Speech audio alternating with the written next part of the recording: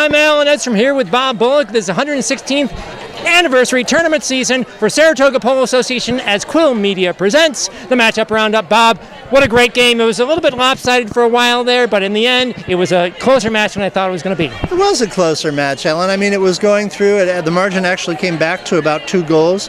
Checameco Dangles actually started with 1 on the board by virtue of handicap, and so you would have thought that the edge would have gone to Saratoga Saddlery, but Gizzi Aguero just played fantastically, and he had 3 great players out in front, actually 4 great players, because you had 2 players swapping out at 1.